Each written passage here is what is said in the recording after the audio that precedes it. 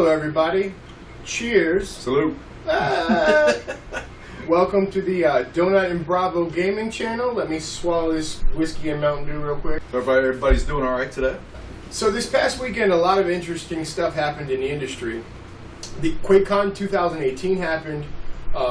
The game was released for free on PC via Steam called Hunt the Showdown or Hunt Showdown, one or the other. I can't really remember which. Hunt Showdown. Hunt Showdown. So what we're going to do in this video is just talk about our highlights from Quakecon. Not everything that was released or everything that they showed, but the things that we're most excited for, however the case may be. And then we'll talk about that last thing at the end and end it off with a little bit of friendly banter.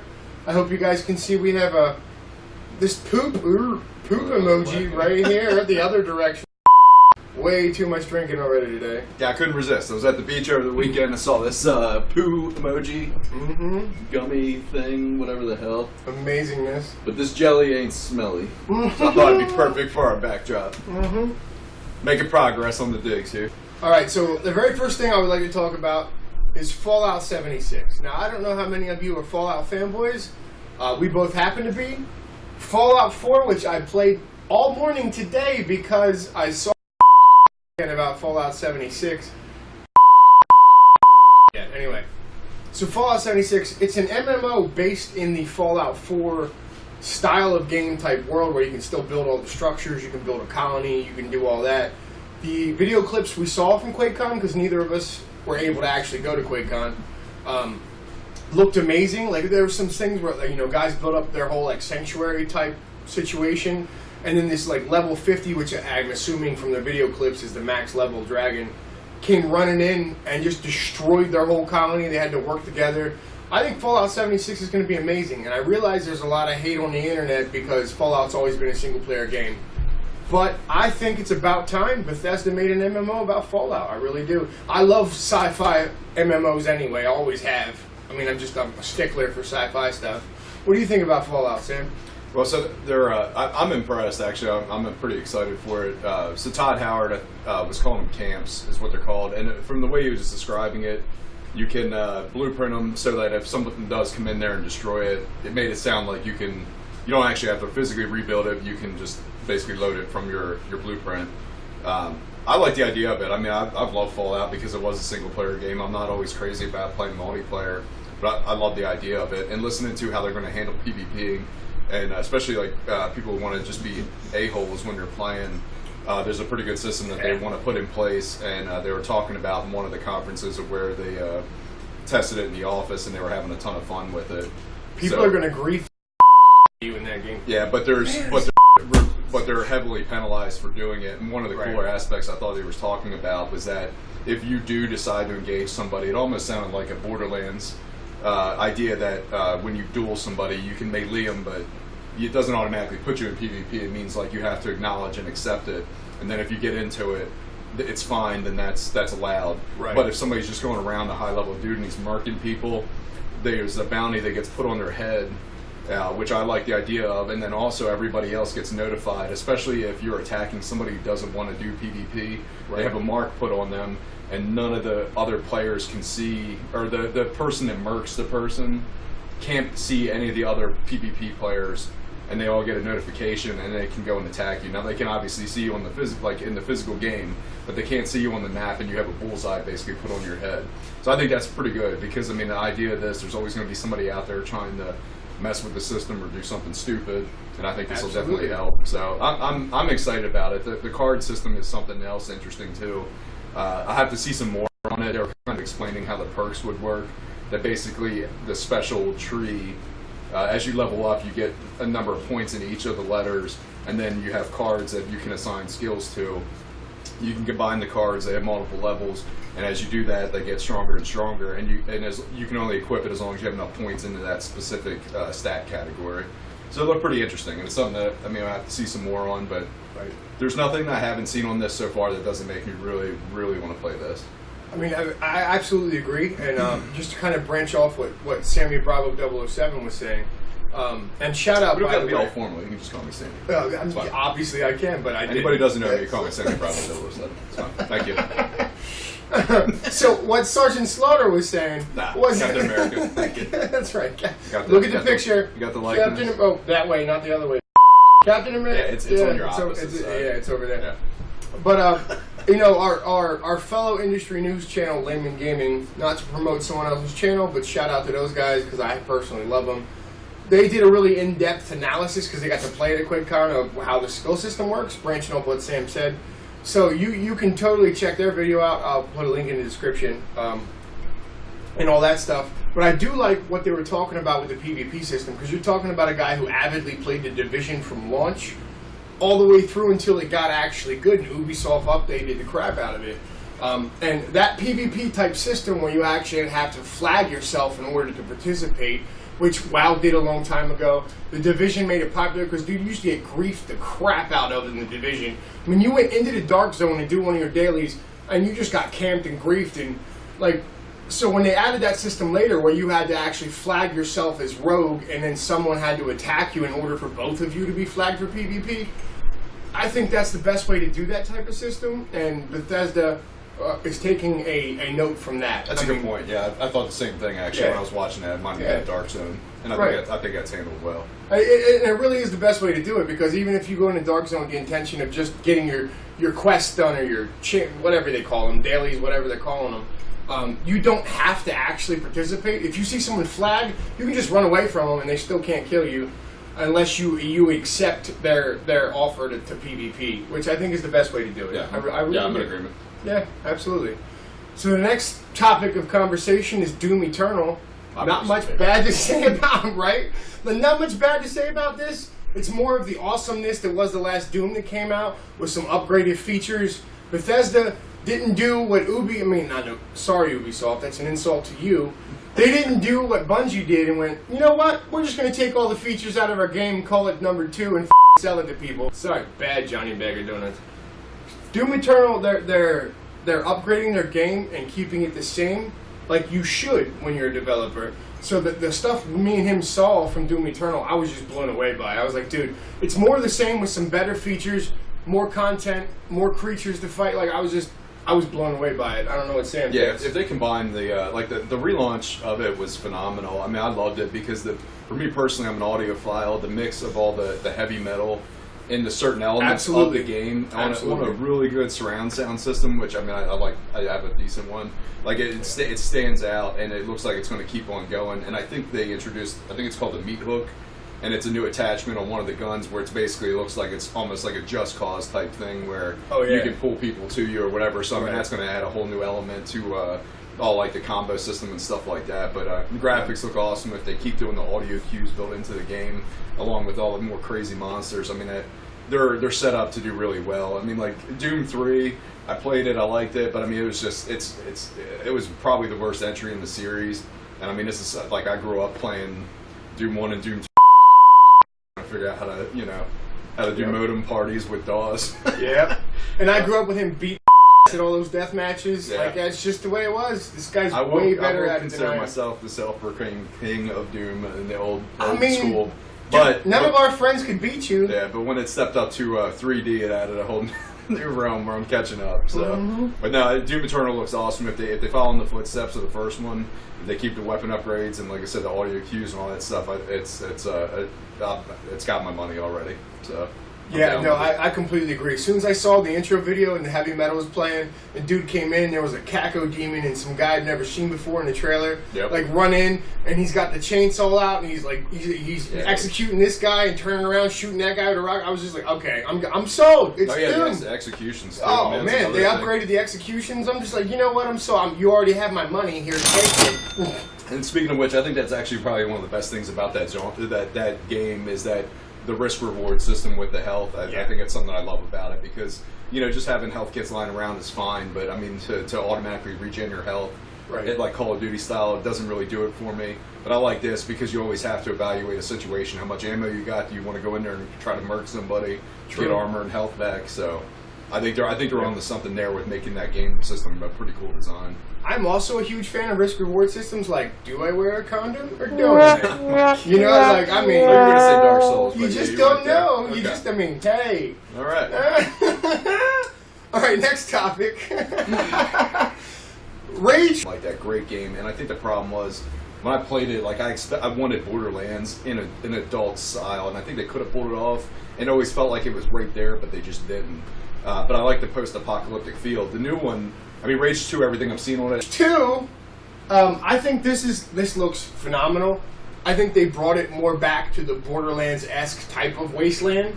In my opinion, from the at least from the trailers we saw, because we weren't there to watch, the conference or hear the guys talk about it.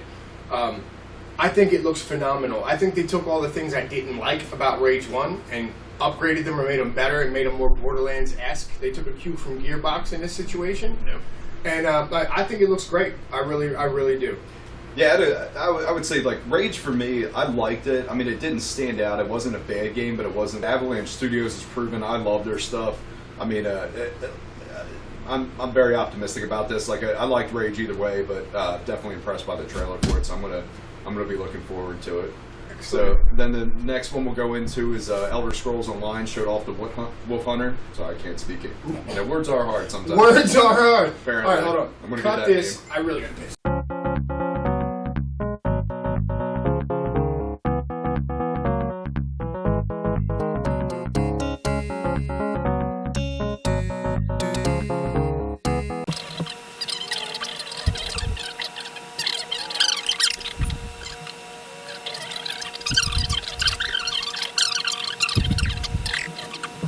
So ESO Wolf Hunter. I love ESO for what it is. I baited it. I played it a lot. My PC account's pretty ridiculous. My PS4 account's also not that bad. But I love the game because I loved playing Skyrim. I didn't play Oblivion, but like I played Daggerfall, which is some old disc stuff in the PC, if anybody remembers that. Oh yeah. And I mean, the graphics in that game weren't anything to talk about. But I liked what I saw, but I was also hesitant at the same time because it's like, look, it seems to be more of the same, but at the same time, maybe it's not. Like, I didn't see any new powers, I didn't see any new spells, and the only new thing I saw was you can now be a Lycan when you play the game. And to me, that's almost worth the purchase of a DLC. I mean, upgrade the game, it's already really good because the re-tiering system in ESO is amazing. The replayability in the game is off the charts. Yeah, that's good. And most MMOs don't have that. Like Warframe has it, ESO has it. I like that they have a good mix too of the combat, the interactive combat. Yeah, that steps it up. It's not terror level, but it's not true. Like you have to just aim your up, abilities and stuff, which I think is great. Yeah. I really do. It's interactive. I don't know what they call it. Right. I would call that active combat. But sure. Yes. So I mean, it's not like WoW, just tab target and just whatever, click a macro and you win. Like it's not that. But I look really forward to being able to play a Lycan, so I'm probably going to purchase it just because I can be a werewolf and roll up on somebody and be like, oh, I'm losing, bah, beast mode, and be a werewolf, and then you win. Hopefully the sound effects will be better than but if they put the bah, I'm down with that. So hopefully take my money. Yeah, no, they definitely got my money. Bah! I mean, it's not just because we're Maryland boys and Bethesda's in Maryland. That's not the reason. It's because the game's actually awesome and you can be a werewolf. And who doesn't want to be a werewolf in a video game? Let's face facts. Not since Vampire, Bloodlines, or Masquerade. I can't remember which game. That I was a werewolf and like, this is amazing. Like, I mean, I love that stuff. But as a kid, I read all the White Wolf novels and all that stuff. Yeah, Johnny turned me on to the White Wolf stuff, and I like it too. I have a certain weird, odd fascination with it, and I like it. So, yeah, me too, man. Absolutely. Like, the vampire, the werewolf stuff, like vampires fighting werewolves. That's why I love those movies with Kate Beckinsale in them. Can't remember the name of them right now. Underworld, maybe. Underworld. Yeah. Underworld. One of those things. Maybe I saw the porn version and can't remember what it is. But it's easy to get that mixed up. It's true. I mean, Pornhub. Thank you, Jesus. So the next thing we need to talk about would be Quake Arena. Let's wrap up Quakecon with the new Quake Arena, which too. I don't know if you guys have seen the trailer. If not, I'll link in the description. You really should. It looks a lot like the old game, just with updated graphics, better weapons, more ways to kill people, faster action. Yep. And I mean, it's phenomenal. It takes the game right back to what it was when we all fell in love with it. That's the reason of this video game convention is called Quakecon. And they just updated it, made it better, and built on what they already had back in the day when we were all playing it on PC. And I mean, what else can I say about that? Yeah, it's free 99. I mean, how can you beat that? Right. So no, it looks good, and I mean, to be honest, like, if we're gonna talk about this for real, like, I always loved Unreal Tournament, probably more. I was more of an Unreal Tournament 2004. Big ups to D. Yeah, I mean, great game, but I mean, Quake Arena, there's nothing wrong with it. I sunk a ton of time into Quake 2, all that stuff. So I'll be down to check it out. And like I said, fragged me about 1,000,000 times in Quake. Free 99. Yeah, so we'll all be downloading and checking it out because you can get it today. So that is a fact. And then we'll move on. The final thing we want to talk about is the Hunt Showdown and our takes on it. And I mean, it was good enough in a short time. I'll open it up to say that we both purchased it. It was on sale, $23.99. It's going to be $30 normal retail. I was very impressed with it. I mean, Crytek, it's humbled my machine. I'm going to have to look at upgrading it. I'm not going to be able to play it on 4K. So, and I mean, I will say this. Crytek games are not for the faint of PC heart. No. Like, if your machine's outdated, if you don't have a beefy machine, if you haven't like researched your synergies with your different system processes and like streamlined your OS, Crytek's gonna run like it's gonna run like poop. It's gonna run like poop on your machine. Because it's Crytek, and Crytek has always been that engine that is beautiful but so demanding. Guys run out and buy liquid cooling and stuff just to play it. Like, yeah. I mean, it's a fact. Yeah, so I mean, it's in beta right now, so I mean, maybe they'll optimize it a little bit. And what we'll do in this video is we'll post the specs on my rig, because I have a 970 GTX card, and I upgraded that to play the Division because my old cards were getting broke by that game. And I mean, this game, even on 1080 on my 4K TV, it looks freaking phenomenal. It does. John's got a 1080 in his. And I mean, he's able to crush it, so it might be one of those things I probably have to SLI my cards or something. But we'll post our specs so you can kind of get an idea and see. And as a matter of fact, speaking to that point, Crytek has always been great with SLI. They program those engines in mind with SLI. So if you do have an SLI setup, Crytek will run great on it. Like, and not every game engine does. Like, it's just a fact of programming. It really is. That's true. So yeah, so just at a glance, like, really impressed with it, and it's a weird mishmash of like. It's like an amalgamation of a lot of categories. So I mean, it's a battle royale type game, but you run in two-person teams. You can play solo. You have no idea where the other people are at. There's also they call it a PvPvE game because there are I got that right. First no, try. he got it right. No takes. It's a mouthful. You can see the video. That was not cut. No he takes. got it right. But anyway, so there's like a lot of crazy stuff around. It is eerie, even in the daytime maps. Mm-hmm. It is with a good set of headphones or surround sound system. It is a creepy freaking game. It's kind of like Victorian style in the 1800s. It is. But you have a character progression built into it. There's battle royale elements. You got to find clues, and then once you go to take down your contract target, everybody gets notified of what's going on. So you can have a team there just waiting to murk your ass, and then you got to extract. And there's a lot of, I mean, it gets tense, but like once you're trying to extract, everybody can see you and you're fair game. And to that point, like, if you guys haven't seen the trailers, like they have good tutorial videos already on YouTube for it. But if you haven't seen it, like, as soon as you capture the objective or kill like the boss of the level, the PvE part of it, everyone anywhere that's in the game with you knows where you are because you show up on the map. So get ready to get shot like 500 fucking times. Get ready to get shot by like 500 times by guys who were just coming there to grief you, and it's going. They built griefing into the game, which I think is an amazing part of the PvP aspect because they're like, look, the beginning of the game, and me and Sam played one game where we never even saw any other people, and we ran to like 3 or 4 different clues. There was 2 different bosses, and each have 3 clues, so we hit I think 4 clues that time. And never saw another person. Yeah, we thought we were alone, and then all of a sudden they started trying to capture the targets. Right, and or killing them, banishing them. Right, and then they showed up on the map. We knew right where they were, and we were, you know what? We're keeping our XP. We're going to extract. Yeah, it's cool because I mean the banishing. The banishing mode. It reminds me of like Stranger Things, like when they go into the upside down that's world. Exactly what it is. Or the upside down. Yep. Because like you can see where everything's at, and it's got this crazy purple plume all the way up in the sky. It's just that the graphics are phenomenal. There's one point where we're walking through a farm and a freaking horse stood up. Dude, a dead horse gouged by like a zombie that ate it stood up and like neighed at us. Yeah, so I mean, it's got some of the coolest, creepiest creature design. I definitely. Pretty sure I screamed on my chair and jumped out of it. I was like, "Oh my god, that horse just stood And it made me feel a little when he did it. Yeah. It's like, I'm just kidding. I got my Depends on. We're all good. Yeah, that's right. But anyway, so I highly recommend checking it out. We're going to be probably posting some video of us playing it, checking it out some more. As soon as we can capture video, because right now, being in its beta, and it's like it's closed beta because the early access window is just closed. It's not working with OBS or Movavi. We have two different types of capture software, and it hasn't worked with either of them. So as soon as they update the game enough to where it works with capture software, we'll get you guys some footage. Yeah, unfortunately, I might not even be able to do it on mine, to be honest. Yeah, you won't. Not until we upgrade that thing.